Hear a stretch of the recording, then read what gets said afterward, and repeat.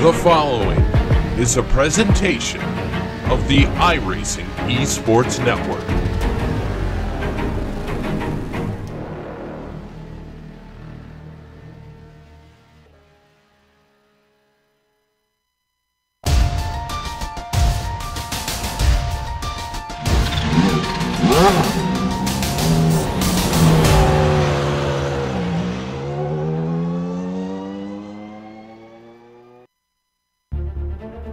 One of Detroit's most famous exports, the White Stripes, once sung about 300-mile-per-hour blues.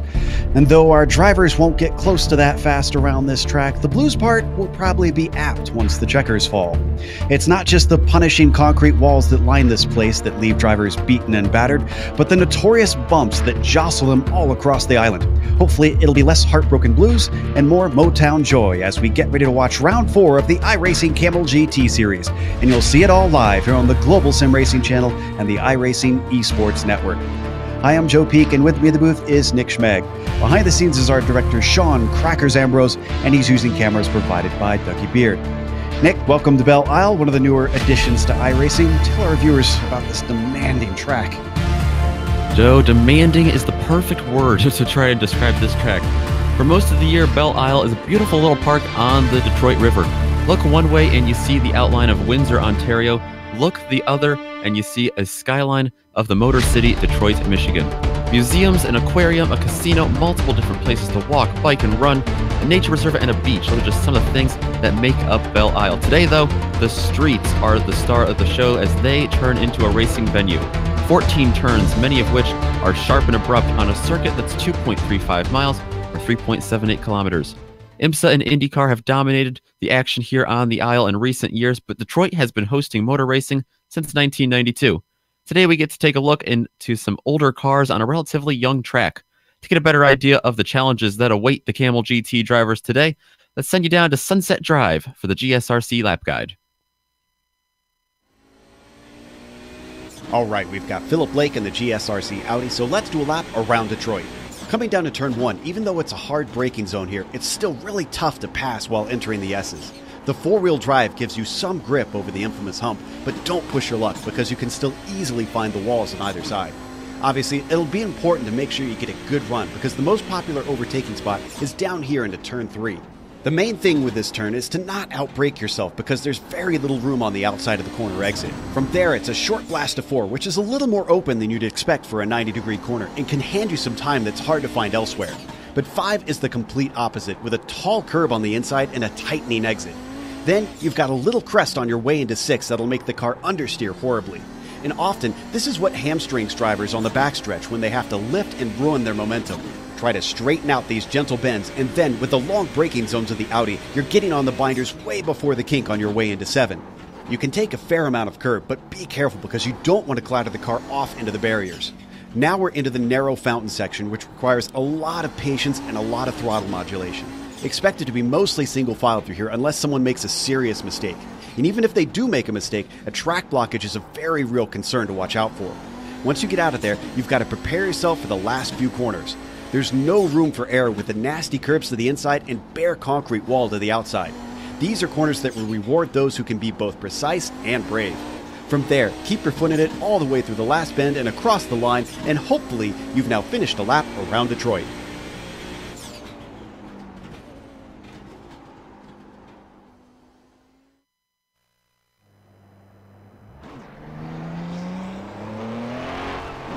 There's a lap around Belle Isle in the Audi, and we'll see Nissans out here too, of course. And well, why don't we talk about the Nissan Points Championship, starting with the GTPs.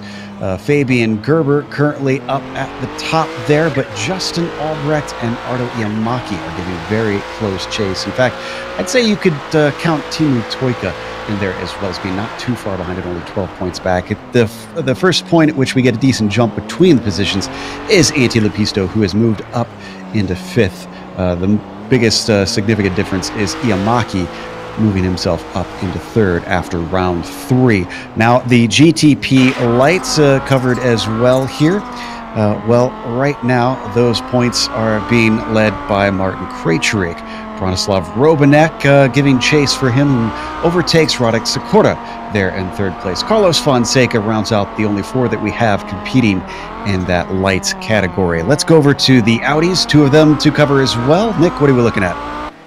The GTO standings here, always exciting to watch here as we are in round 4 of the season. Riley Thompson leading that just by a slim margin right now. Milan Arnozzi, of course, closed that gap last week with the win. He's 4 points back. Phil Lake, 14 points back. Dennis Neinhardt, 15 points back. Nicholas Makanos, 19 points back. As a couple of those drivers moving up, a couple of them moving down. We also have the GTU standings to take a look at, the amateur category for these Audis. Hideki Koivisto leads Matthew Jetse right now by 7 points. It's Michael Haynes and Adam Lindgren following closely behind them with minus 12 and minus 14 behind them. In Ivo Andreni, going to be in 16 points back, sitting there, moving himself up into the top 5 of this of the GTUs, 16 points back now. Now, if you've never watched the Kamel GT series, well, you're in for a treat today, that's for sure.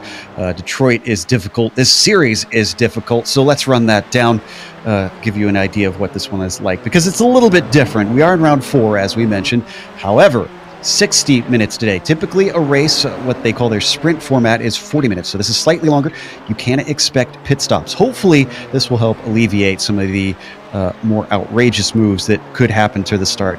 With 20 more minutes of racing, that should put people in slightly less of a hurry. The setups are open on these cars, which would be very important over these jostling bumps. And there you see the scoring. 25th for win in each of the top classes. The amateur classes still score where they are overall in their class, so they don't get 25 points for an amateur category win in the series, and they go down to 20th. Mentioned it a little bit earlier when we covered the Lotus 49s earlier today, and I'll say it again. If you love vintage racing, watch us here on the iRacing eSports Network, and you can catch it every weekend if you click that big red button that says subscribe. Make sure and do that. You can catch not only the Kamel GT and the Lotus 49, but as well all the World Championship Series here on IESN. Taking a look at qualifying, I see plenty of the Nissans have gotten in both their laps at this point. Yamaki leads them right now, but Vili Ruola, who's coming around to finish his second lap, is currently working his way down the back stretch and leads the GTO qualifier. And it looks like right now, Ardo Iamaki fending off Fabian Gerber for that top spot in the Nissans as well. Antti Lepisto, Justin Albrecht there, 3rd and 4th. As we see here, Fabian Gerber making another one of those laps here. Looks like not able to improve just by a little bit. Ooh, very, very close. About 2/100ths of a second off of his fastest lap. Milan Arnozzi, who has really found himself at the sharp end of the field now and has been dealing with it well, sits in 5th. His second lap will improve, and it does not bump him up, unfortunately. So even though he knocked off 2 whole tenths, he stays in 5th for the moment.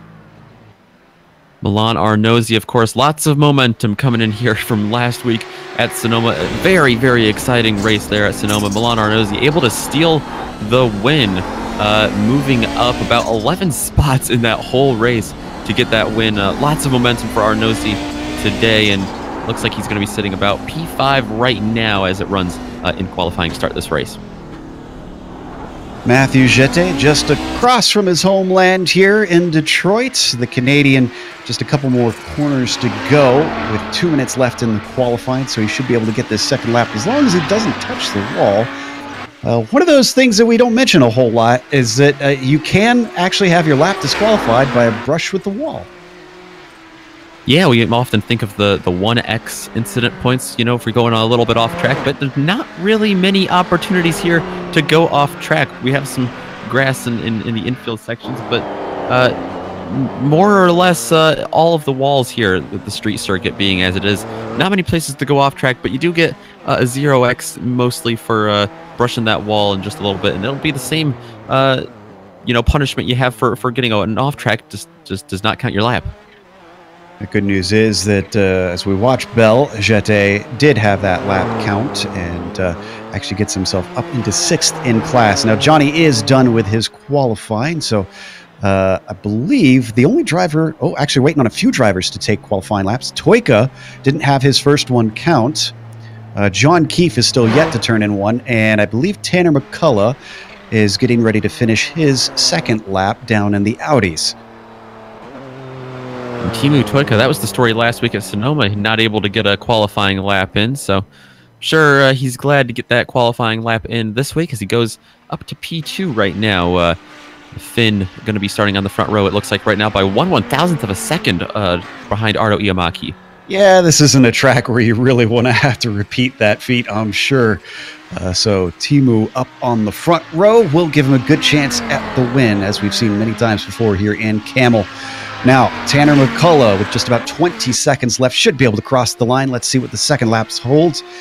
For him, he's in 12th right now, a 31.4 for his first lap, and his second lap does not count. So I believe with just a few seconds left and John Keefe not able to finish his lap, I don't believe. That is going to take us to the grid here for round 4 in Detroit. Ardo Iamaki is going to be starting on the pole with Teemu Toika. Outside of him in second, Fabian Gerber starts row 2 in third, and Valtteri Alander in fourth. P5 goes to Antti Lepisto. Justin Albrecht starts in sixth. Then it's Stephen Warkup in seventh, and Martin Krejcik with a great qualifying in eighth.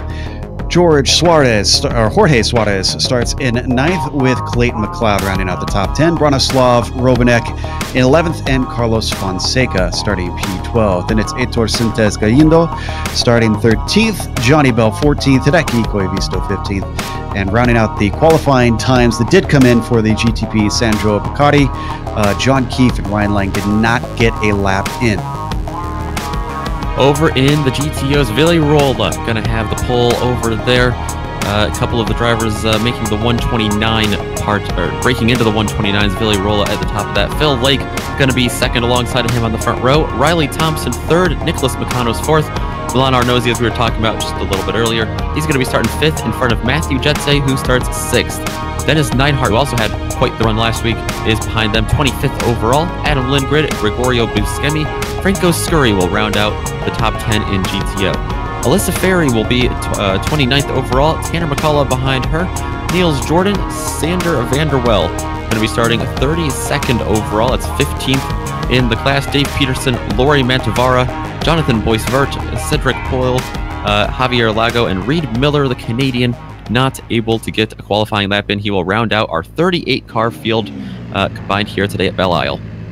Good news is, I know our graphics do show the Nissans at the back of the field, but they will start at the tail of their own class as long as they don't start from pit lane.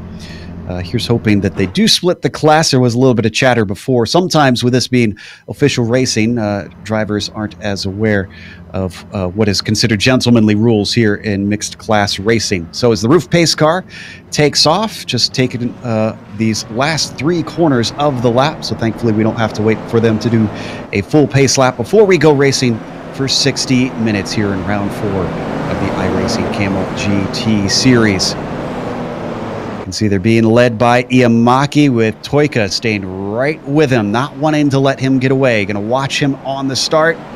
Boy, he does not wait at all. Green flag is out, and immediately he jumps away ahead of the Finn.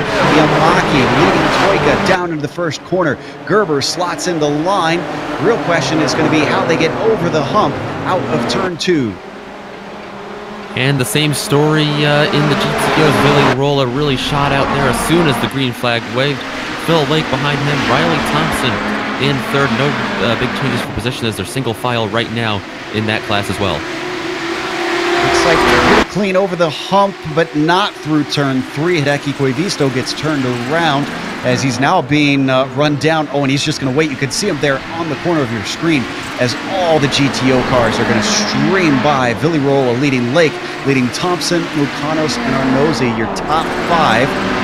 Otherwise, not really seeing any huge dramas.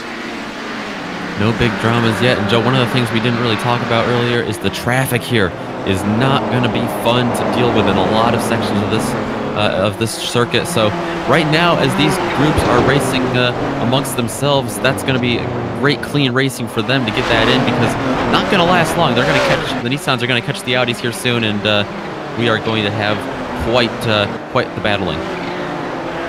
Yep, and they've already finished lap 1. Look at how close they get to that wall on the exit of 13. And coming back onto the front stretch, it is currently Iamaki leading lap 1, Toika second, Gerber third, Alander fourth, and Albrecht in fifth. Saw a car heading down the order. Oh, it looks like Sandro Beccari is stuck in a horrible place. In fact, he's perpendicular. Had to wait for the GTO cars to get by completely, and now I think he's getting going. Yeah, he was. He was sitting there sideways. Great. Not a great spot at all, but could have been a lot worse because he was kind of to that inside out of the racing line. And thankfully, all of these Audis were single file. They were able to squeeze right through there and get by cleanly. Back up at the top of the GTO pack, Phil Lake still chasing Rolla. This is a familiar scene. These two, two of the major players, I should say, here in this series. The real question will be, what about Riley Thompson? Been a little bit on and off over the past season. Right now, I'd say he's on a hot streak for this season. But he's losing touch of the top two for the moment. He's probably going to want to get back up to them before they get away too far, especially with Mukanos breathing down his neck. You can see there in the background that he is staying very close to that black, white, and red car. A bit of a battle happening between Scurry and Buscemi. It looks like he managed to make the pass. McCullough took a peek on him. Look at all the cars stacking up behind, though. We got a bit of a bottleneck. Yeah, absolutely. And that is Tanner McCullough giving a little bit of a tap there to Buscemi. Sorry, that was Scurry there as he got a little bit sideways through there. McCullough also got sideways. And it looks like a couple of cars set someone off the pace. Off the pace. Yeah. Must have had some sort of penalty he had to serve there as he let a lot of cars by. That bumps him all the way down to 14th. He was near the front of this train. And that shows you how costly it can be to make mistakes around here, especially with how difficult it is to pass. We're only 4 minutes in. Let's jump up to the Nissans. Martin Krejcik having a nice little battle with Clayton McLeod. Clayton just coming off of the Formula One cars with the Williams as he brakes and gets really close to the back to the gearbox of Martin Krejcik, but he's not having anything of it for the moment. And joining that battle, Jorge Fernandez Suarez in that number 17 Nissan, sitting right there in the popcorn position right now, trying to take advantage of any maybe run-ins that Krejcik and McLeod have with each other here, as it is just so tight through a lot of these corners here. Really hard to judge where the guys in front of you are going. Now, if you were in the Nissans, would you try to make moves now when you don't have the traffic to worry about, or would you try to be patient and hope that the traffic gives you opportunities to get by? I think you got to go for it now. You can't bank on those Audis a lot of times to give you those opportunities, as we have quite the battle going on up front in the Nissans here. Timu Toika holding off P2 right now from Fabian Gerber, but yeah, I think you've got to go for it now, because it's just going to get all the more hectic if it's not already hectic enough for you when you meet those Audis. As we ride on board, you get an idea of just how much they have to handle when it's not having traffic involved, with Fabian Gerber giving chase of Fat Timu up ahead of him, as he's been nicknamed. I always hope that he's okay with that nickname. He hasn't said anything about it yet, so I assume he is. But looks like as they head into the fountain section, not going to be an opportunity down into turn 7. We had an overtake between Aitor Sintes Galindo and John Keefe. Remember, Keefe did not get a qualifying time, and he's got himself up to 10th now. As looks like Sintes Galindo now has Fonseca. Let's take a look at the replay to see how this unfolded.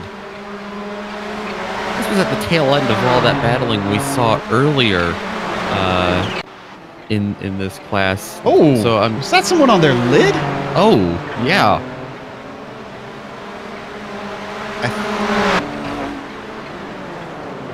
I'm trying to figure out who that was. Well, that was Jorge Fernandez Suarez, actually. and that was his own doing. Yeah, it was. Helped a little bit by being scooped up by, I think that was his teammate, Galindo. We got one more view on that. I'm glad that our director went back as far as he did, because I had no idea that happened.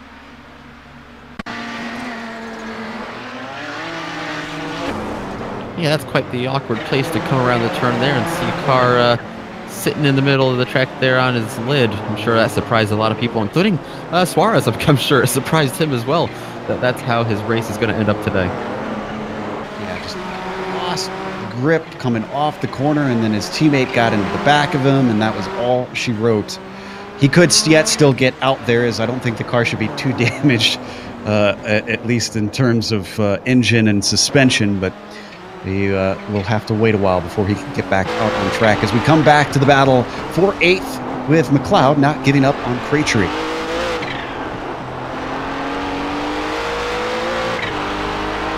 Holding behind him and giving chase as they work their way down to turn 1. Set himself up off of the hump towards 3. Go ahead.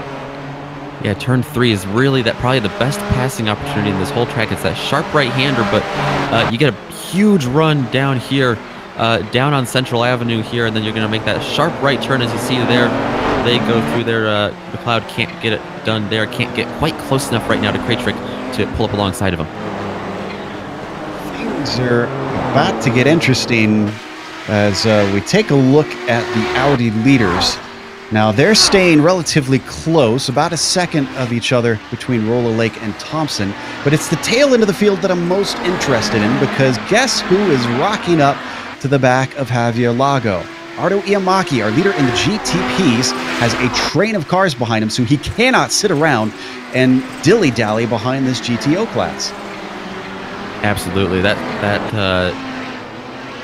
The traffic there that Toyka and Iamaki are dealing with here, really stacking up the guys behind them, and it's going to be real interesting to see how they maneuver here.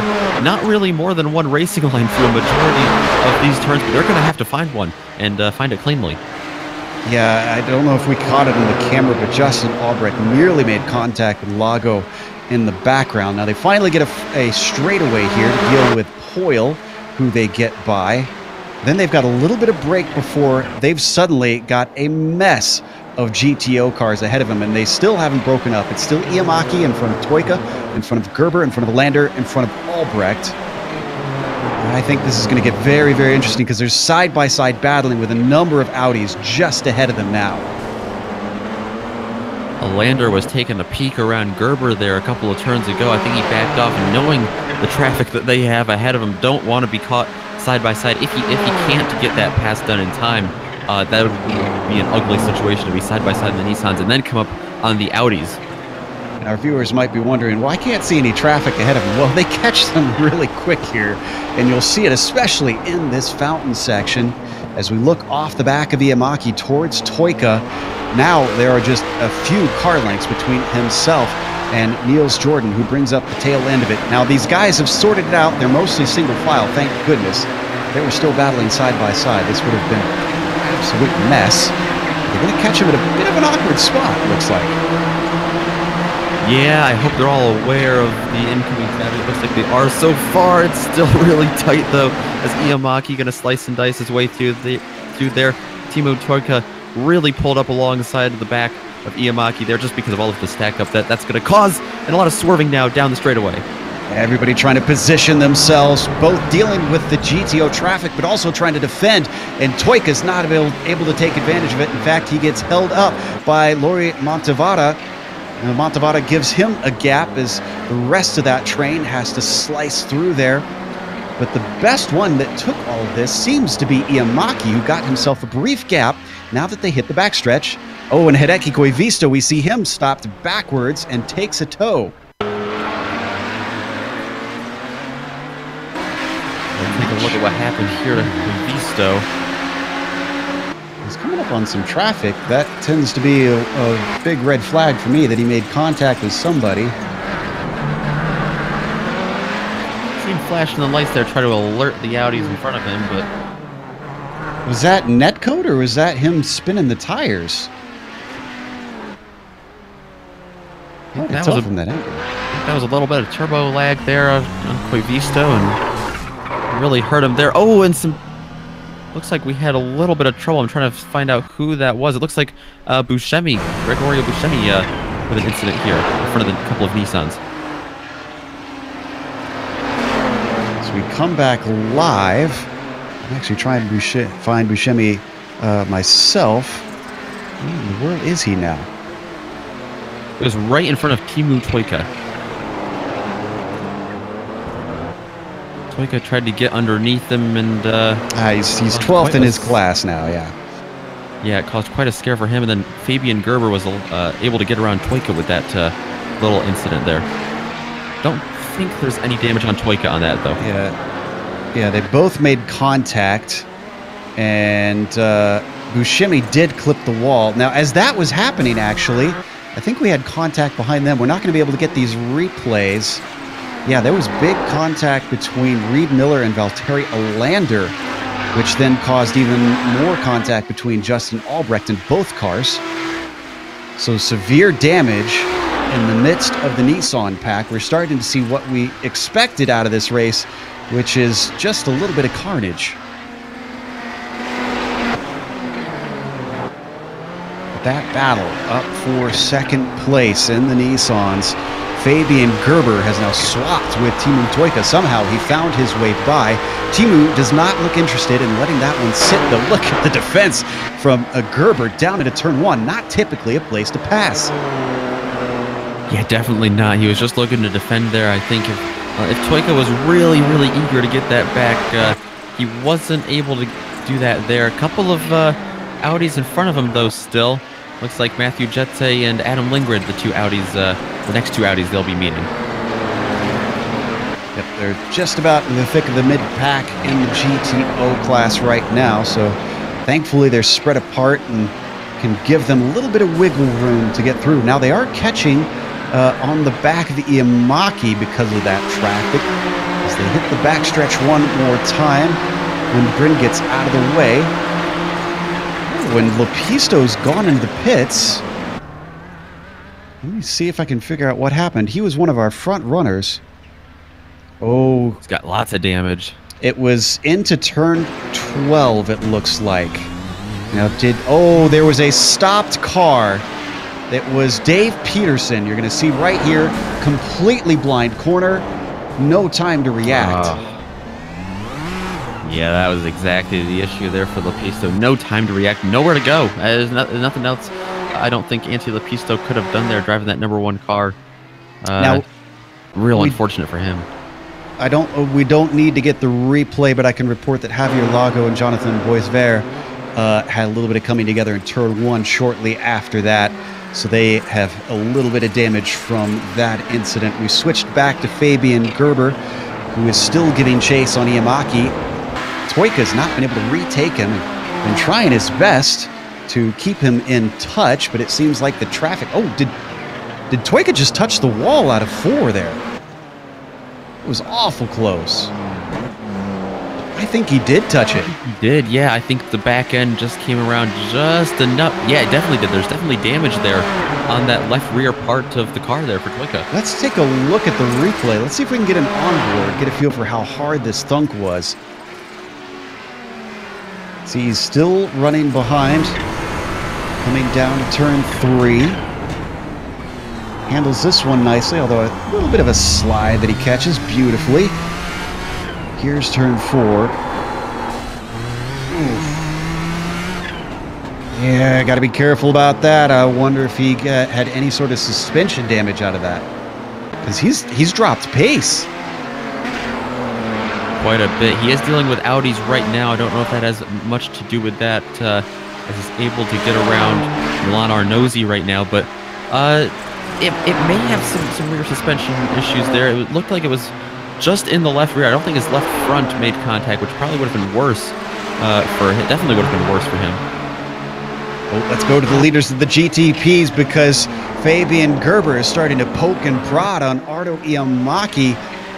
Gerber, our current champion, is certainly willing to try and do what it takes to get up for another win. He's taken many of them during our time of coverage. I think he is threatening on that number 6. Absolutely. Ardo Iamaki coming off of the win last week at Sonoma. Wasn't able to get it done at Silverstone, but he did get it done at Summit Point. So 2 for 3 on the year so far for Ardo Iamaki. I'm sure he'd love to make it 3 for 4. Certainly would. It would help him towards a championship of his own. But look at this. This is the battle for second that they've got going on in the GTO class ahead of them. Let's see how quickly they give way. Riley Thompson is the first. Then ahead of him, it's Phil Lake, you see, in that orange and blue car. Thompson stays a little bit wide. But he has to use so much more of the track through that final corner. I'm keeping my eye on this battle for a second here. Sorry, Fabian Gerber sticks his nose in through one, trying to go the long way around using traffic, but it swings back, the track does, and it favors the likes of Iamaki, so not able to take advantage of it. Great job by Gerber to not get into the back of Phil Lake, but it was a valiant effort to use what he could. Yeah, that was a real close call. I'm not sure if he maybe anticipated Iamaki to move over just about half a lane more to the right. Would have given him a little extra room, but great job there by Fabian Gerber to avoid contact there. And still, he didn't let Iamaki get away much at all from that little bobble. Just the GTO leader now for them to get by. That is Billy Rolla. They're going to catch in an unfortunate place. Fountain section, one of the most single file portions of this track. And I think right now, Iamaki is simply plugged up. Gonna have to wait for out of 11. Can he get the power down soon enough? He certainly wants to. He's looking to the inside. He's gonna have a go, and he does get through. Fabian does not. That gives him a gap.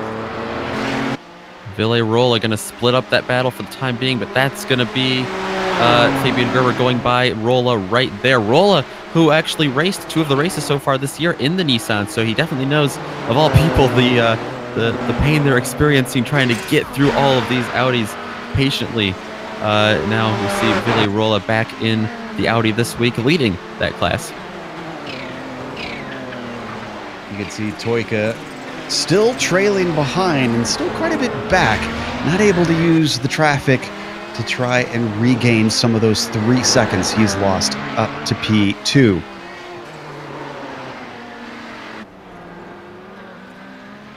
Back 7th in the Nissans, we've got a little bit of a battle between Krejcik and Keefe. Keefe again still climbing his way slowly but surely up through the field. In fact, I'd say this is fairly good progress. Considering we've only gone about a third of the way through the race, and he's up to 8th. Now, a number of his competitors in his class did fall afoul of some damage and have DNF'd. Regardless, I think survival might be a little bit of the name of the game today. John Keefe, I'm sure he hasn't loved the season he's having so far. His best finish was last week. Oh, contact there, and caught it. Martin Krejcik just about lost it there when he made a little contact with John Keefe. Yeah, Keefe nearly slid into the tire barrier. I'm not sure that, from what I know of John, he's terribly happy about that, as they kind of came together side by side. Great job by both drivers from that going afoul, especially with how much traffic was around them. He's going to get another go, especially right here, because look at this, Milan Arnozzi in front of Krejcik at a horrible place through 13. Allows Keefe to get right up to him. Squeezes through there in time. Peeks to the inside of turn 1, but there's not enough braking into this fast right-left set of S's. John Keefe, what I was just about to say about him, was his best finish so far this year, 11th last week at Sonoma. I'm sure he'd love just to get a top 10. He's there right now. As he peeks to the inside, he's going to have the preferred lane into turn 3. Oh, but Krejcik's not giving up on him. Just can't get the power down off the corner. Now that John's done with that and up to P7, he's got 3.5 more seconds to go up to Valtteri Alander. Steady progress for the Hoosier.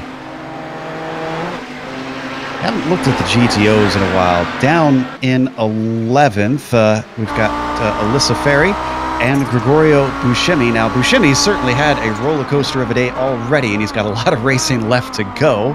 as he pokes his nose a little bit to the inside down to 3, but gets back to the racing line.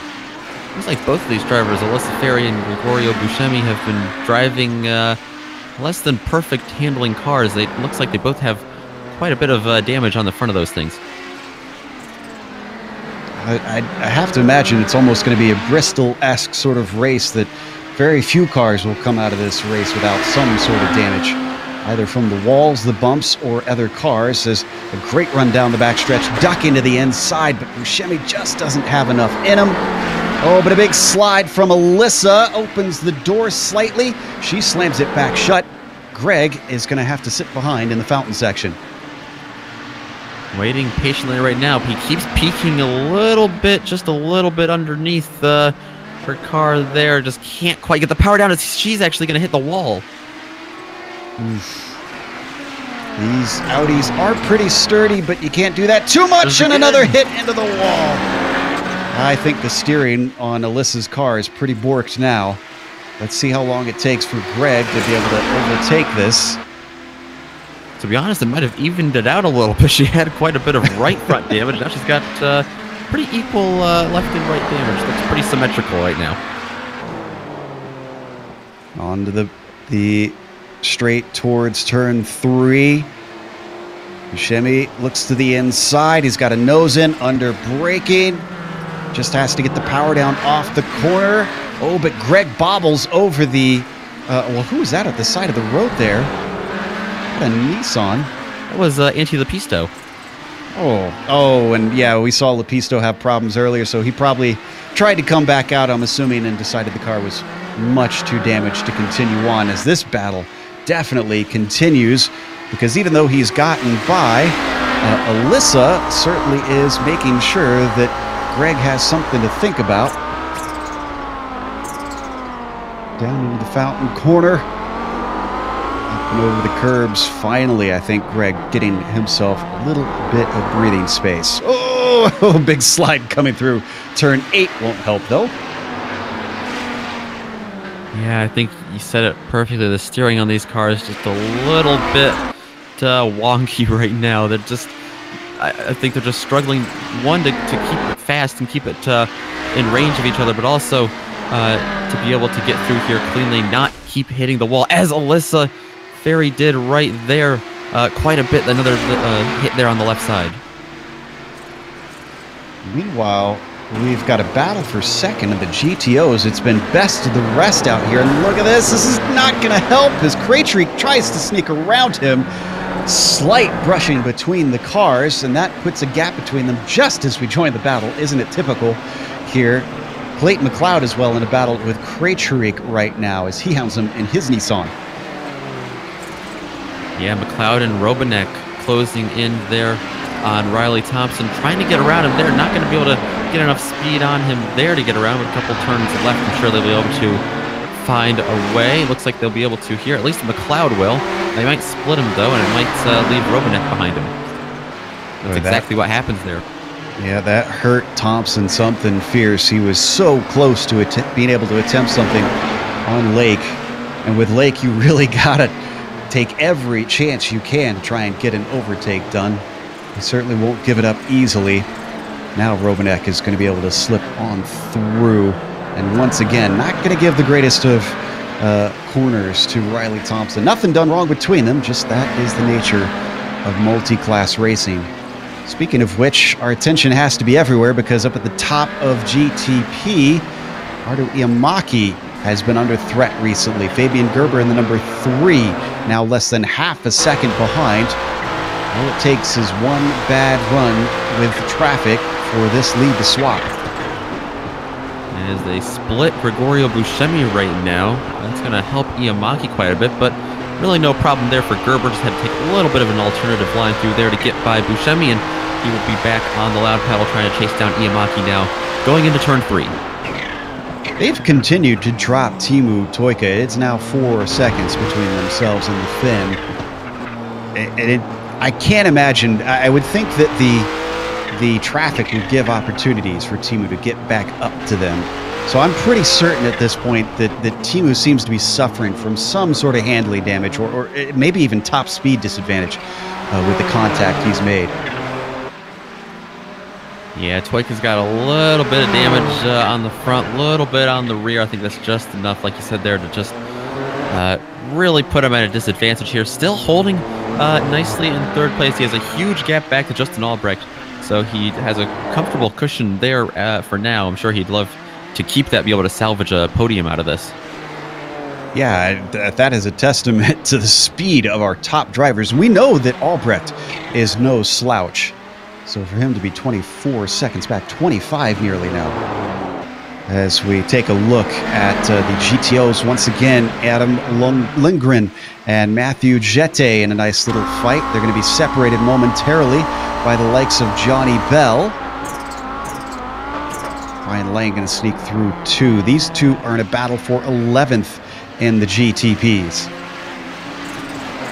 A battle within a battle right now. Battle in the GTPs squeezed right in between the battle for 7th in the GTOs there. Adam Lindgren holding off Matthew Jette right there. And as he said, Belle and Lang in between them. Just a bit of an Audi sandwich with the Nissan meet. Oh, what a great run there for Lang. They're going to go 3 wide here for a moment. Lang's got the inside down into turn 7. Can he get the car woed up? Got to be careful with those curbs. He gets over nicely. Beautiful move by Ryan Lang to get himself into 11th. Lindgren was actually able to put his car underneath Johnny Belle there for a second because Belle had just such a horrible exit there. It wasn't necessarily a horrible exit, just great move, like you said, by Ryan Lang. So that is going to help Jette close in on Lindgren. Really tightens up that gap. They're about to be lapped by their own class leaders as they come up behind them. We're right on board with Jette. Yamaki and Gerber are still very close together. Traffic seems to bring them up close and then separate them, just teasing us each time. We're nearly halfway through. The question is, how many drivers are going to be running a split it even strategy, and how many drivers are going to be coming into pit with as long of a first run as they can go? We would normally be having about 11 minutes left right now. Now we have 31 minutes left. In fact, this is a 1-hour race instead of the 40-minute races that are a little more common in this series. So all new ball game when you add 20 minutes on the clock creates for some differing strategies on the track. And it can make a difference. If you're clogged up behind someone who's slower, obviously you can use that as a chance to maybe run some fast laps by yourself. But that can bite you depending on where you come out in traffic. I'm starting to think maybe that's what Fabian Gerber needs to do, because it's half of the race gone and this hasn't worked so far. So maybe time for something different, throw in a wild card. Looks like maybe we got our first scheduled stop here. Krejcik has come in. Did he have any, looking to see if he had any contact before that. I'm not seeing anything. I think this is a scheduled stop for Martin.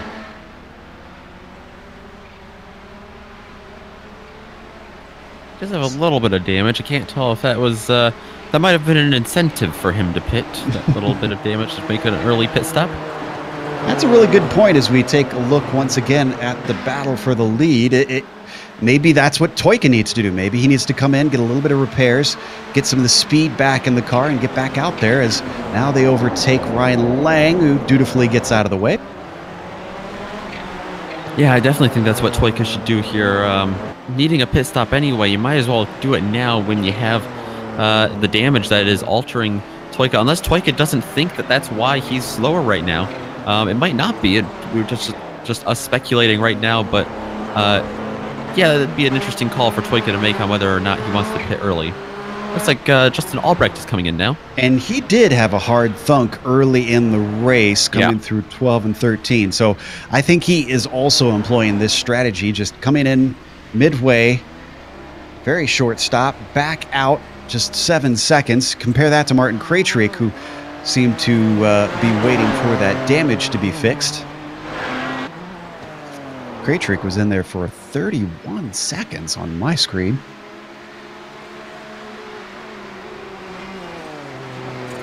So Albrecht returns in 9th position.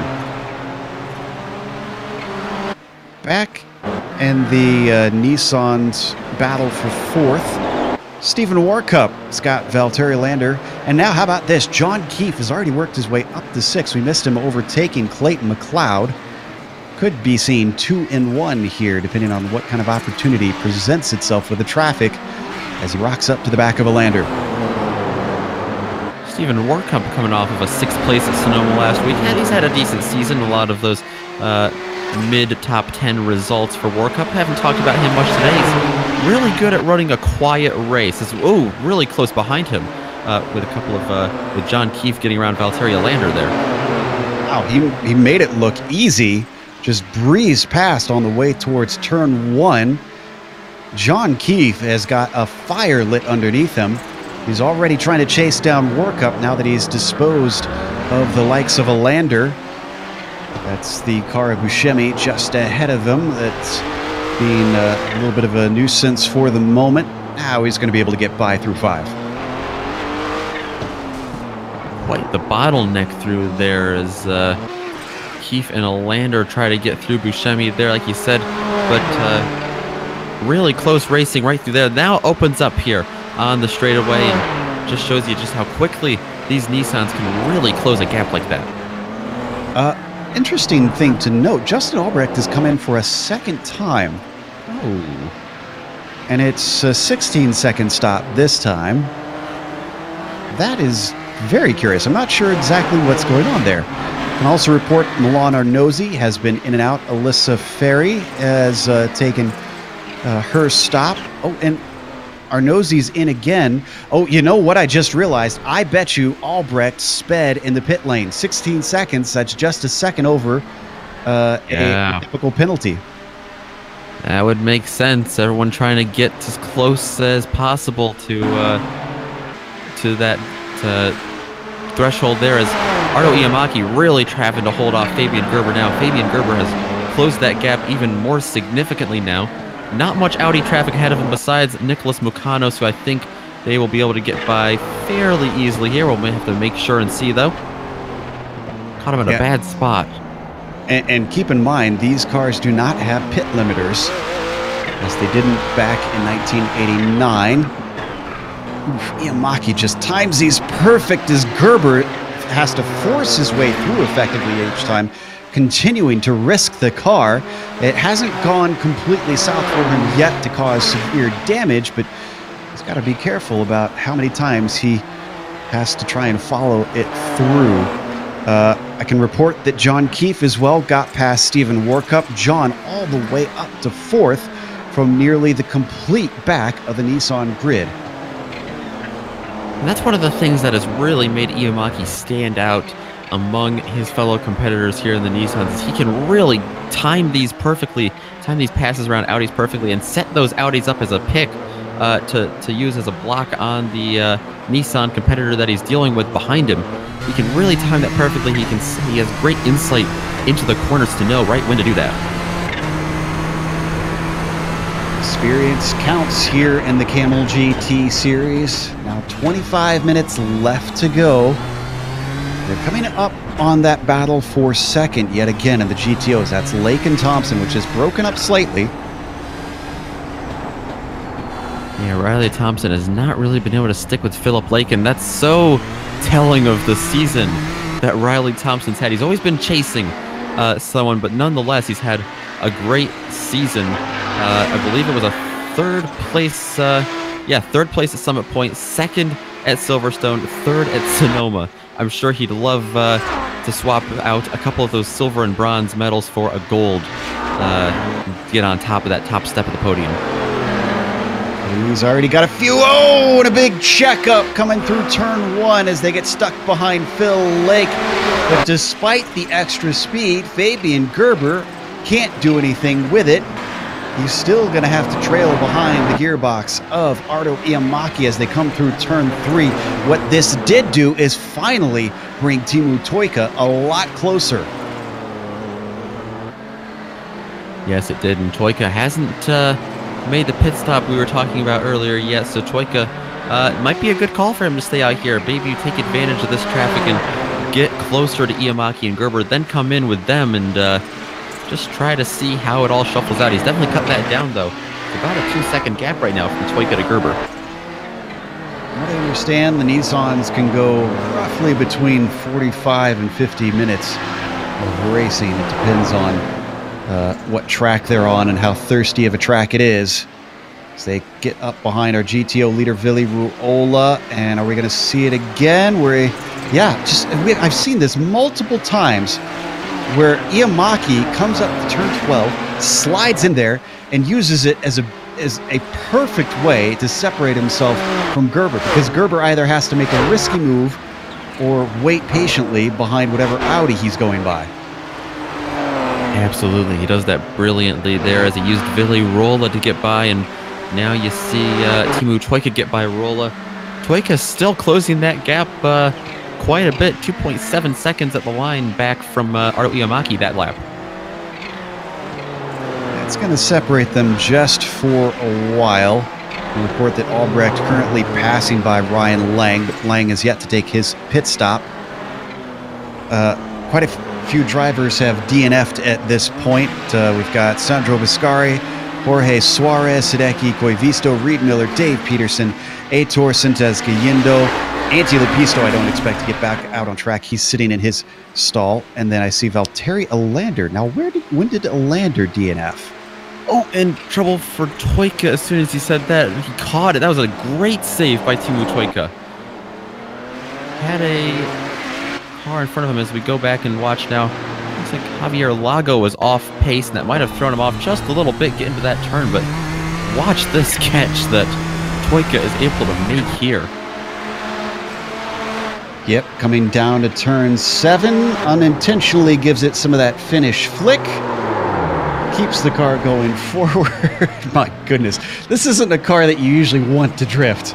So hats off to Teemu for getting that thing back going once again and not losing third place in the process. And Fabian Gerber is able to pull up alongside of Iamaki that time down into the sharp right-hander, but he wasn't able to do it. He was on the outside of Iamaki, but that was the closest I've seen him in a while be able to try to make that pass. Yeah, that's one of the few chances we've seen where he's actually been door to door. It looks like it's been few and far between for him to have serious chances. And when they do, it almost always seems to be that Iamaki gets slowed up. Gerber could be able to do something, but his car's in the wrong place at the wrong time. Yeah, exactly. And now they've got a little bit of traffic ahead of them in the way of Milan Arnozzi, holding him up here. Not Arnozzi's fault, it's kind of just the section of the track. Kind of an awkward place to catch anyone through there. It looks like Iamaki's going to be able to slip by him there. And I think, once again, he's going to be able to use him as a pick. No, Gerber's going to be able to get through that time. Even still, it cost him time. Just like it's been every single corner that we look going through there. He's managed that, and normally I would attribute that mostly to skill, and it is. But God, he's been getting so lucky. Like, the racing gods have been smiling on Ardo Iamaki with the biggest grin today. I don't know what it is. Definitely so far so good for Iamaki. Still 20 minutes left here. And we saw last week at Sonoma, anything can happen in the last couple of laps. So it's absolutely insane. And definitely no one is safe on that last lap. You got to be really on your toes, as right now Gerber dealing with a lot of traffic. He's got Warcup behind him. That is a lap down, and Buscemi right now in front of him. Yeah, now that he disposes of him, the damage between them, you can see up at the top of your screen. It was within a second. It is now almost 3 seconds between himself and Ardo. But the traffic giveth and the traffic taketh. So I wouldn't be surprised if that disappears before these 20 minutes are over here at Detroit. And, you know, despite all our doomsaying and despite a bit of a rough start in this race, I have to admit, this has been relatively calm, especially for a Kamel Series and especially for a race at Detroit. Stephen Warcup just got rear-ended by Buscemi and into the tire barrier. Into the tire barrier went Warcup. That was a awkward little tap there. It wasn't really it was kind of a little tap, but big damage for Warcup. see if we got the replay. He's heading into 12. Yeah, and, well, you know, I talk about the beauty of Iamaki pulling off those moves. It looks like Warcup outbraked himself, actually, and Buscemi wasn't expecting it, so he's trying to stay wide to let him through, and unfortunately, he has to turn in at some point. So the Italian just got the rear of Warcup, and poor Steven finds himself the next DNF of today. Yeah, that's exactly what happened. Warcup was having a great run up to 4th at a certain point of this race, and he was back a little further when that happened, but yeah, great run Warcup was having today. It's unfortunate to see it end in a tire barrier. Well, and speaking of a run to 4th, well, guess who's now had that? John Keefe up to P4, and he's 30 seconds behind Timo Tuga, so I don't think that he's going to be able to catch Fat Timo unless he has a major problem.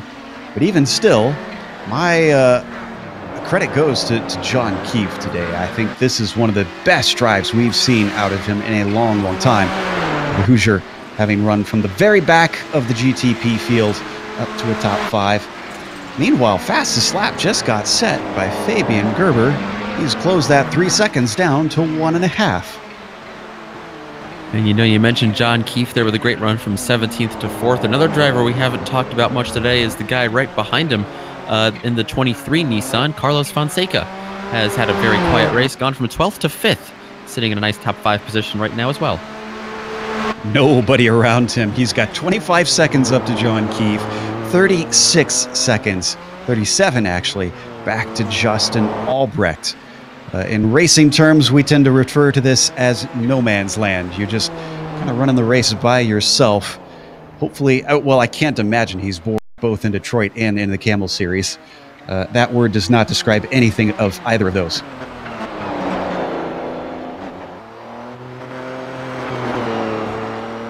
Still waiting on a lot of pit stops for our top drivers.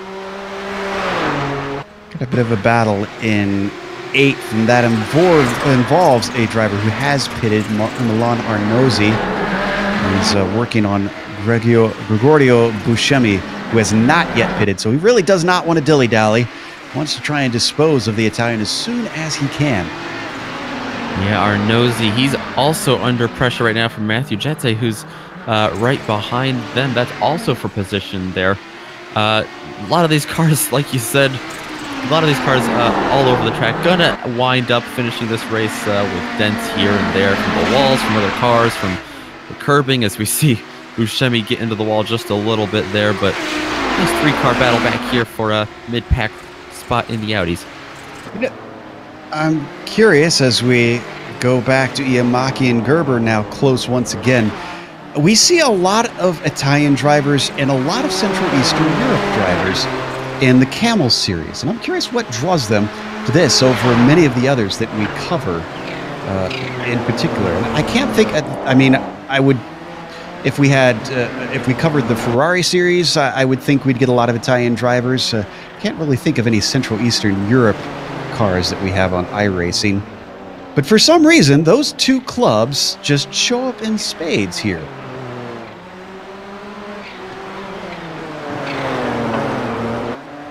Still battling for this first place between the number 3 and the number 6 car. They've been fighting all race long, and eventually they've got to come in for a pit stop. We know that for sure. They cannot make a full hour in these Nissans around here. No hybrid systems on these old prototypes.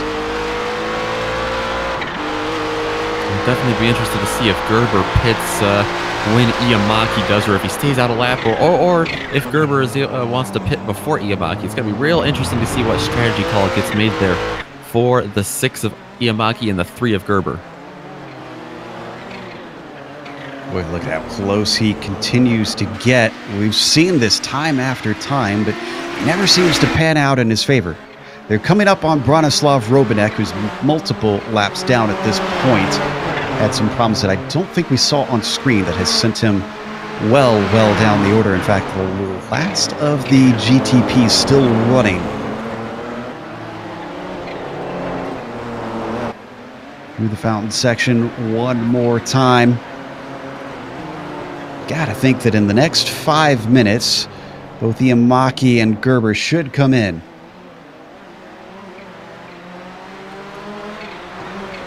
Yeah, I would think you don't want to make a pit stop super soon. You don't want to have a long pit stop, as Toyka has actually just had a little bit of an incident. He outbraked himself and into the tire barrier he went. We've seen trouble there all day, as Justin Albrecht almost got involved in that as well. We'll take a look at this on the replay here. Yep, it's going to be at the end of the back stretch down into turn 7. We'll see Albrecht just sneak by since we're riding on board. The Finn, yeah, like you said, very, almost a rookie error. Unusual that the car just suddenly locks up. It's like he realized at mid-corner, I'm coming in too hot, and just points it towards so that he hits it square on. Luckily, he did not lose the nose clip. Everyone getting into a rhythm here up front in the Nissans, and all too often that's when we see a lot of those rookie mistakes being made by some drivers, is when you just get too comfortable and into some muscle memory and lose your foothold in a couple of turns like that. More traffic in front of our 2 leaders, and it's Buscemi once again. Yamaki catches him at the place that he loves, and he's going to be able to get through. Fabian Gerber has to check up a second time around the second apex. Now is he able? Oh, he's still being held up. Goes the long way around, right between him and the wall.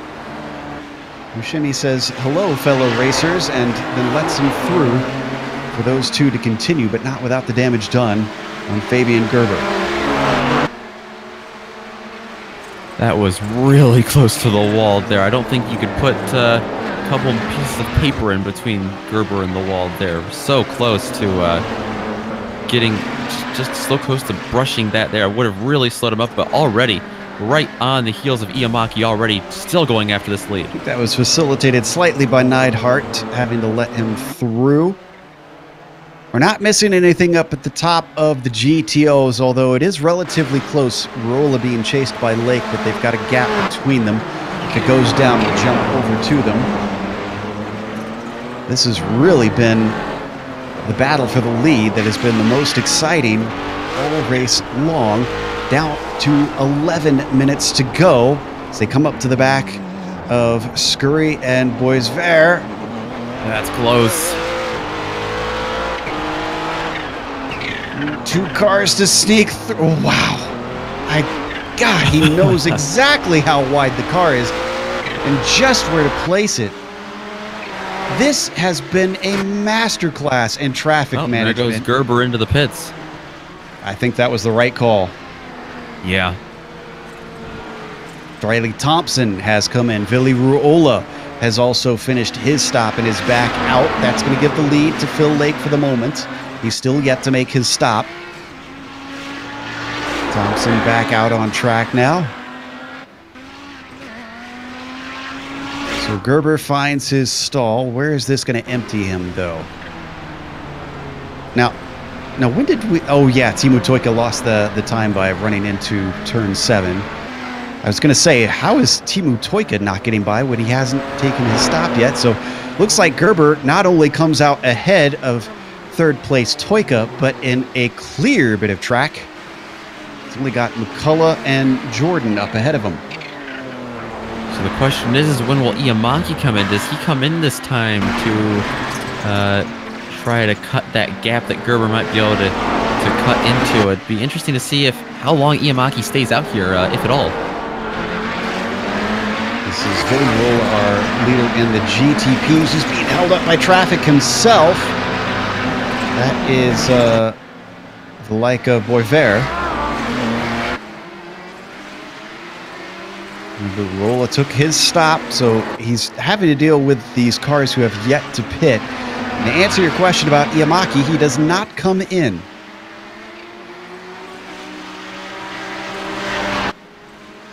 Well, Iamaki seems to have a pretty clean track ahead of him. Just Lori Montevara right now to get by, so can't blame him for staying out there. He's got to take advantage of this clean track ahead of him.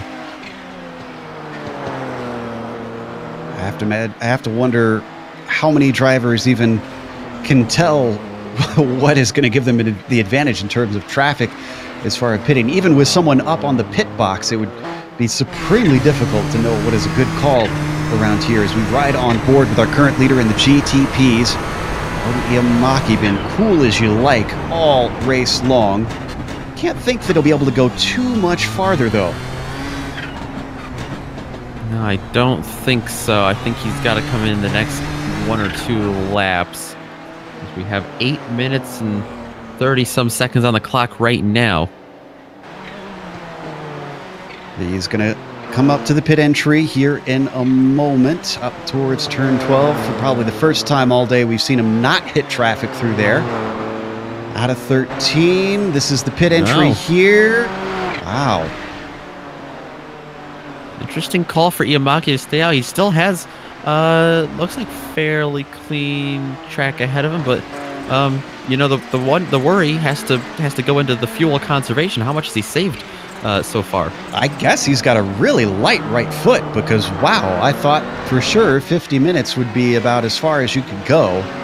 This is Phil Lake, our leader in the GTOs, who as well has saved quite a bit. Now, it's a different story over there. Almost all of the GTOs have pitted, Mukanos being the most recent. Tana McCullough we're waiting on, and Lori Montevada, as well as Cedric Hoyle, along with Phil Lake, our leader. But otherwise, everybody else has been in and out.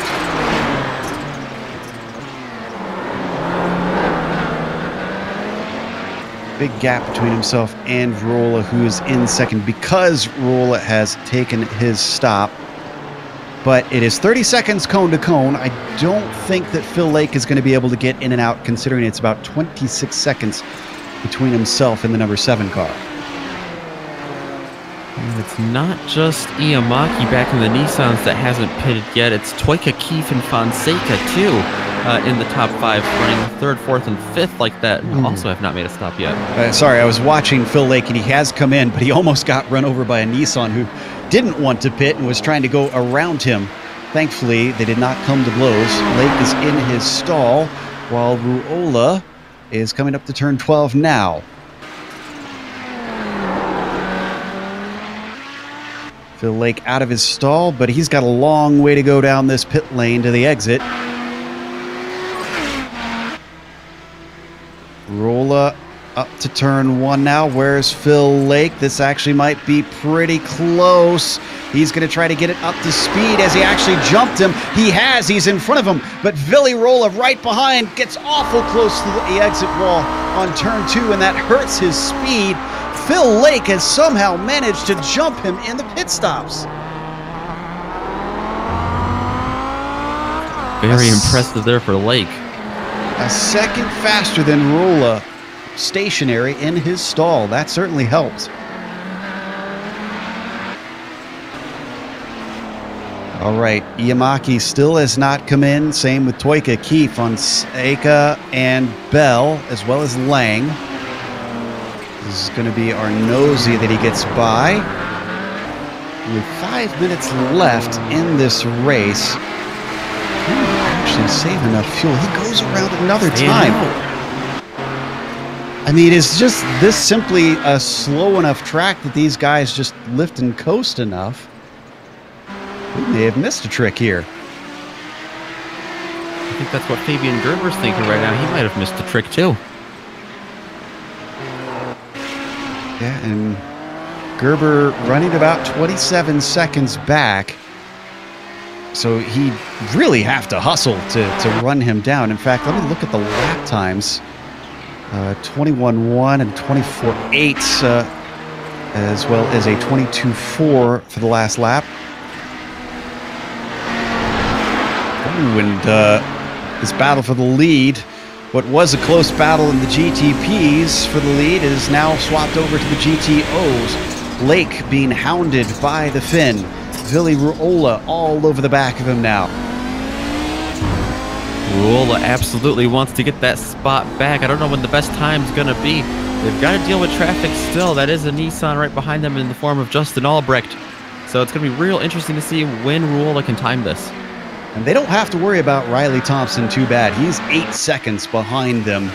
So he's not really a threat with only 4 minutes left to go. Even if they get side by side quite a bit, it would take a while for Thompson to come up to the back of these two. They're going to be split momentarily by the likes of Albrecht as well. They've got some lap traffic within their own class up ahead through the fountain section, certainly not doing them any favors.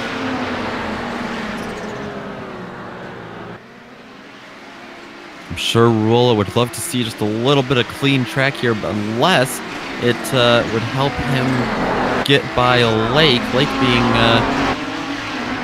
kind of held up right now by Montevara. Yeah. Oh, and into the back of Montevara. Definite contact. Here goes Albrecht through. Ruola sees an opportunity. He sticks his nose in, but it's not quite enough of one. So he has to back out of it by the time. Oh, did he brush the inside wall of one there? I think he did. I think so too. Right on board. Let's. Could we potentially get a replay here? Yeah, that's a lot of front right damage for Ruola. And you can see he thinks, oh, maybe I could follow him through because he's put offline through the final corner. Tries to stick his nose in yet again, but oh, the rear starts to go away, and when he catches it, by that time the car is pointed towards the inside wall, and you could see as we come back live, the right side damage hurt him severely. He is now 2.5 seconds back from in and around the lake. Yeah, that was definitely more than a brush, so that was more of a jab at the wall right there from Billy Ruola. 2 laps to go this time by. Iamaki, where is he? Is he going through turn 3? Yes, he is. Up to 4.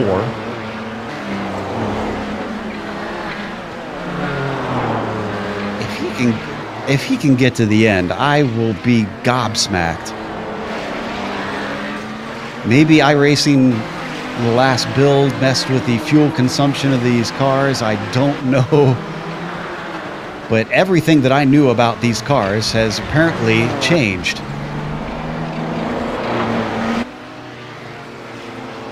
If he goes by, he's committed. He'll get white flag this time by. It's Clayton McLeod up ahead of him. McLeod has stopped. We pull over, let our leader through. Through 12. Then through 13. Is he coming in, or is he going to do this on a no-stopper?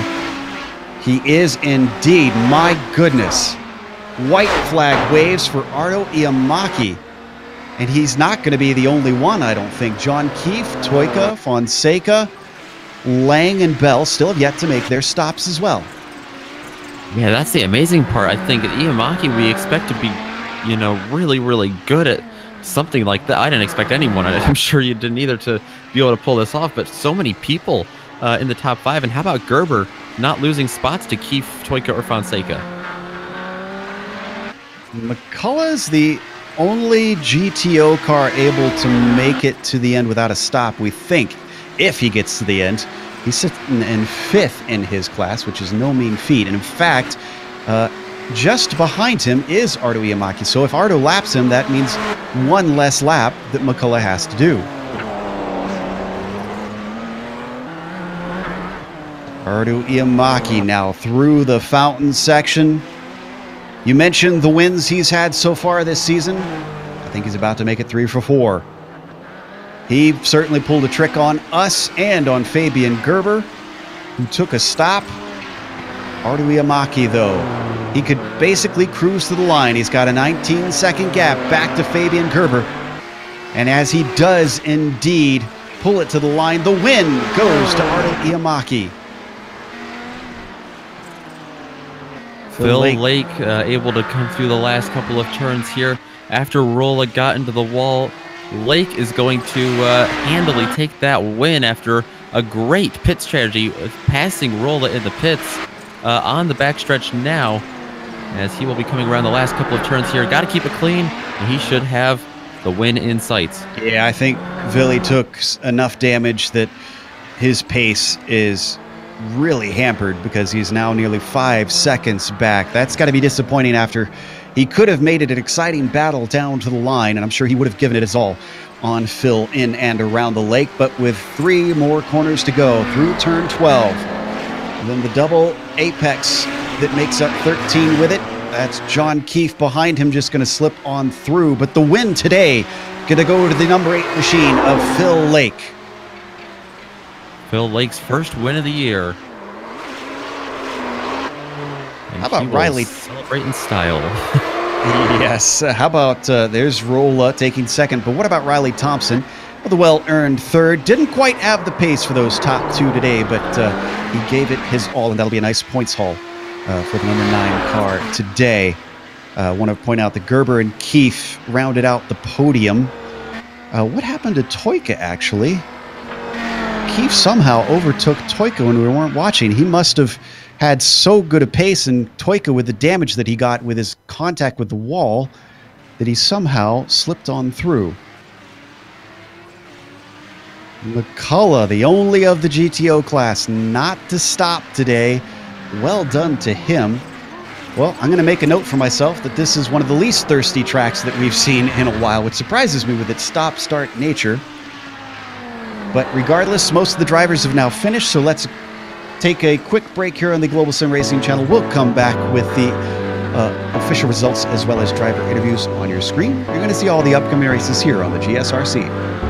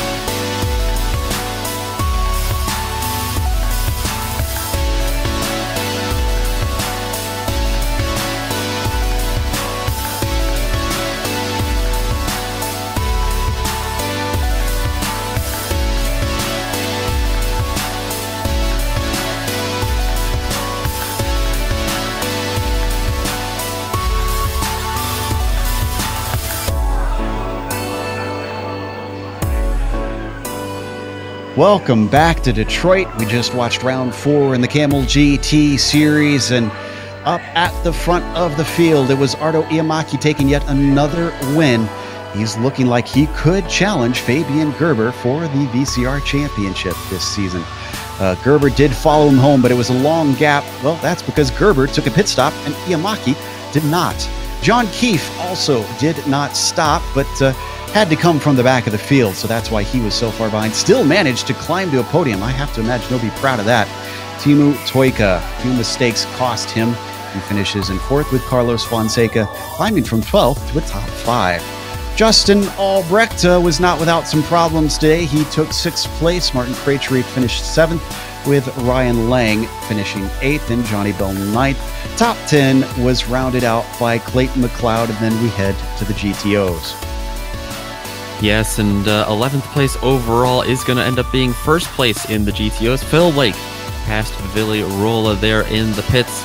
Riley Thompson, third place. Exciting podium for sure in the GTOs. Fourth place and fifth place go to Nicholas McConos and Tanner McCullough. McCullough, of course, surprising us, just like a couple of the Nissan drivers, not having to make a stop. Dennis Neidhart, Lanar Nosey, they're going to rebound from when they were further back to finish 6th and 7th in that class. Adam Lindgren, Matthew Jette, Gregorio Buscemi. What an eventful race Buscemi had. He's still going to wind up with the top 10. Laurie Montevara, Niels Jordan, Cedric Poyle, Alyssa Ferry, and Jonathan Boisver. They're going to finish in the top 15 of that class. And then we get to some of the DNFs. We have Branislav Robanek in the Nissan. He's going to be 8 laps down. Sander Vanderwell and Franco Scurry, 2 Audis there. A couple more Nissans, Stephen Warkup and Valtteri Alander, who were really fast in this race, just ran into some difficulties about halfway through. Javier Lago is going to come home 31st overall, followed by Antti Lepisto and Aitor Cinces Galindo, who also had some trouble there. Dave Peterson in the Audi, Hideki Koivisto in a Nissan. Reed Miller is going to be the last of our Audis, and then 2 Nissans to round out the 38-car field today. Jorge Suarez and Sandro Bicari. And with that, we've got Fabian Gerber ready to talk to us. The highest car who pitted, second place. Fabian, we were really shocked that so many of the Nissans were able to go the full length. Was that known by many of the Nissan drivers that was possible? I knew it was possible, yes, but I thought it would be pretty awkward to save fuel all race long, and battling for the victory. I thought it's maybe not the best idea to go for it, but Arthur showed that it's possible. It was possible. Yeah, very possible, and certainly impressed us. Now, talk to us a little bit about the traffic, because we saw coming into turn 12, the one after the fountain section, it seemed like every single time Arto would catch a car that he could slip through, and you either had to make something really risky out of it or sit and wait patiently. Yes, but that happened very often, actually. Yes, you say that right. I had to pressure Arto as much as I could, because this was the only way I could make him use more fuel than he wanted. And I realized very early on that he's gonna try for going without the stop. So I had to pressure as much as I could, and so I tried to stay on him even more than I would have in other situations, I think. But you did manage to survive. I see maybe a slight bit of damage on the car, but that might be more due to bumps than any sort of contact you made. How are your feelings after getting through this one? Is it rough as the real cars have to deal with in any car around here? Yes, I'm not sure if I understood your question right, but it's really tough, but I love it. I think also Long Beach should be finished by iRacing. These are great tracks, these street circuits to drive. They're difficult, they're bumpy, but it makes racing very well, as I guess you could see. I guess the race was nice to watch. Yeah, it was exciting from our viewpoint, especially that battle between you and Arto. Commiserations on a second, but still, you've got another podium. Let's hope that you can continue to hassle him for the championship. Yes. I'll try as hard as I can, yes. That was Fabian Gerber, our second place finisher today and current champion, trying to take the crown once again. But we've got Phil in and around the lake ready to talk to Nick. Phil, you had an awesome start to the season, Summit Point in Silverstone, and then I bet you're glad you're able to rebound from Sonoma with a podium, let alone a win. How about that race? Got past Billy Rolla in the pits. Yeah, this was a lot of fun today. Really intense track. Obviously, you're so close to the walls all the time, and I knew. Well, I thought I was going to have a quicker pit stop than the other two guys, so I knew if I was close to them when we stopped, that I maybe would get out in front, and it was pretty close. I just snuck out in front of him, so yeah, it was a fun race. Yeah. So on the same topic of pit stops, did you think anyone in the Audis in your class was going to be able to make it without a stop? We didn't expect anyone in this race to. Tanner was able to in the Audis. We had a lot of Nissans not have to pit. But did that go through your head at all, or did you think you and Billy were going to have to pit? When I thought about it after the race yesterday, and looked into the numbers a little bit to see whether it was possible, and I would have had to save another quarter of a litre a lap to make it. And I think with Ville being out front at the start, I would have been too slow for the majority of the race to make that work. But I did think about it, yeah. All right, well, you put that strategy to good use. Getting that first win of the season. We go to an interesting track next week at the Indy Bike Circuit. How are you feeling about going into there? I like these different layouts. I know a lot of the guys don't, but yeah, I'm really looking forward to that. It should be fun. All right, should be fun indeed. Well, congratulations one last time on your win. Hope to talk to you again here in the next few weeks of Kamel GT. Yeah, I hope so. Thanks, guys. See ya. That was our winner in the GTO class, Philip Lake. Next up, we're talking to third in the GTPs. This was a Cinderella story if there ever was one. John, you didn't get a lap in qualifying, and somehow you found yourself on the podium. What were your realistic expectations going into this thing? Well, first off, what happened? Was there a lot of people that went out, or did I just really pass that many cars? Because I was so focused I didn't really even pay attention to where I was position-wise. Well, you were one of the few in the GTPs who did not take a pit stop. Was that your plan from the start? Yeah, I ran last night in our strength of field race on Fridays, and I was short by 20 gallons. So I was like, okay, well then that's a full tank. So I didn't know if I was going to have to stop for a splash or not. Honestly, I just filled the tank before the race. And yeah, I still had, I think, 3 laps left at the end. So I didn't save a drop. I can tell you that. Wow. Well, that makes it all the more impressive. You were quite a ways behind not only our winner, but from Fabian. So I think some of the attrition certainly helped here today. I mean, did you give it a little bit of leeway around here, especially with traffic? Yeah, I mean, like you pretty much know where you just kind of fall in line, follow the Audi through, and then get them on a straightaway. So traffic, the last time we were here, right after this track was released, I pretty much learned, everything that we needed to know traffic pattern wise around here during that race. And I mean, I knew what to expect coming into this, but then I had some issues on my end coming into the race. That's what caused me to not get a lap in. So starting dead last, I was like, top 10, I'll be happy. Walk out of here with a podium. I don't even understand that, but I'm certainly happy, and I'll take it. Yep. You always have to take what you can get. So as we have one more to go, we got to let you go. We got a lot of broadcasting left to do. Yes, Congratulations on a podium, and we'll hopefully see you next week. Absolutely. Thanks, Joe. That was John Keefe, third place here today. Up next, we have Riley Thompson talking to the likes, or excuse me, we have Nick talking to Riley Thompson here about his podium finish over in the GTOs. Yes, Riley Thompson here. Another podium finish for him today. Hasn't finished outside the podium yet this year. Riley, how about that race there? Getting another third place finish. Sure, you'd love to get second or first in one of these, but we got second once. But sure, you'd love to advance that. But how'd that race go on your end? It was honestly pretty nice being able to battle with Phil that time, and trying to keep with Phil was definitely interesting. Yeah, so we were wondering about the pit stops. Did you think you were able to go maybe all the way? Talk about your fuel strategy maybe a little more, and if you thought maybe you could hop up closer to Lake or Rula into the pits. Honestly, pit stops in this car are so weird. I had no idea that Phil was fuel saving, to be honest. And Phil, I thought I could maybe catch because I had been behind Phil the whole time, so I would have had some of that draft to help me.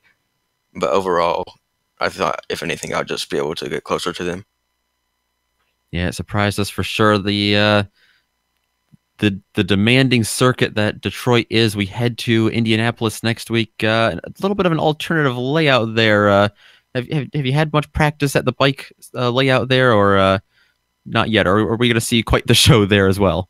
I haven't had any practice there, but from what I've heard, it's definitely going to be interesting to race on. All right. Well, we'll see if the strand of podiums can continue for Riley. Congrats on another one here. 4 for 4 on the year to start this season with those podium finishes. Thanks. That was our third place finisher over in the GTO class, and that's going to wrap it up for our interviews today. We're going to get a little bit of a break here, Nick and I, and then we'll be back in a moment. But before that, we want to thank a few people. Of course, a big thank you goes out to the Kamel GT community for bringing us back for another season of coverage, as well to iRacing for putting us on the iRacing Esports Network. Again, if you enjoy this sort of racing, make sure and subscribe, because you'll find lots and lots more, and they'll keep you up to date so that you won't miss a moment. Thanks to the companies that provide the software and hardware for our broadcast listed here on your screen. And additional thanks go to Eric Ekholm and June Lalonde, who provide our wonderful music. See the screen for how to get a hold of more of their great work. Thanks to the team today, Nick, Sean, and Dougie. If you'd like to find out more about GSRC, including upcoming races, you can find it at globalsimracingchannel.com. You can check out our social media on Twitter at GSR Channel, Facebook at Global Sim Racing Channel, and Instagram at GSRC_Graham. Don't forget to head on over to our YouTube page as well on GSRC. Hit our big red subscribe button so you don't miss a moment over there. Right now, we have more action on GSRC still happening. Go and join the DGFX race that is going on right now. They're nearly halfway through this thing. I'm sure the sun is probably already up over there in Italy. But the next time here for the Kamel GT, we'll be back over at Indianapolis, joining another Midwestern track. That'll be Saturday, January 12th at noon Eastern. We have upcoming races for other series listed on the screen, so check those out and mark them down on your calendar. But until next time, race clean, race hard. We'll see you on the track.